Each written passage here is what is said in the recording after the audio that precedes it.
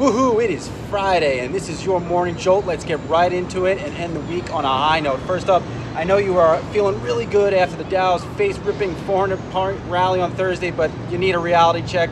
Don't get so excited.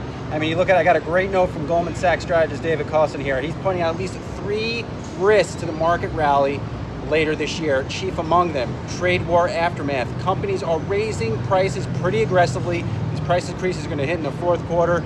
Why? Because their costs are going up, wage inflation, tariff impact aftermath, whatever it is. Companies are raising prices aggressively, and it is a big unknown how consumers will respond. We're going to see an inflationary fourth quarter holiday season. Great example, I talked to Stanley Black & Decker CEO James Loree. That interview's up on TheStreet right now. He said they have aggressively raised prices in the fourth quarter and into early 2019. Why? Because he's not going to let his profit margins, quote, unquote, collapse. He doesn't want his profit margins collapsing because of higher costs.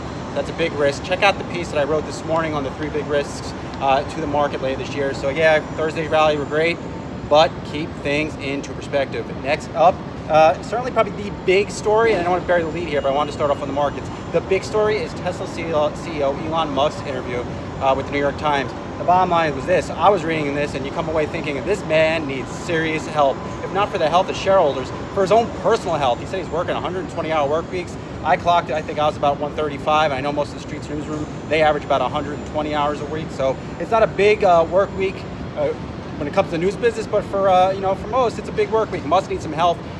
He mentioned, he kind of gave a shout out to Sheryl Sandberg in there, said Facebook, he reached out to Facebook's COO a couple years ago with no luck to get her on board. He needs to reach out to her again, now.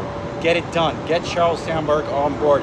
Her and Zuckerberg have had a tough year at Facebook. It could be time for her next challenge.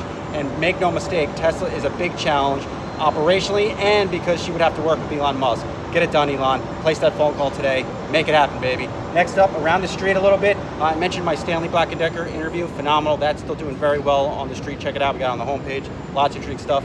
Nvidia. I am tired of hearing of this chip stock, but I'm going to have to continue to hear about it because they reported earnings yesterday.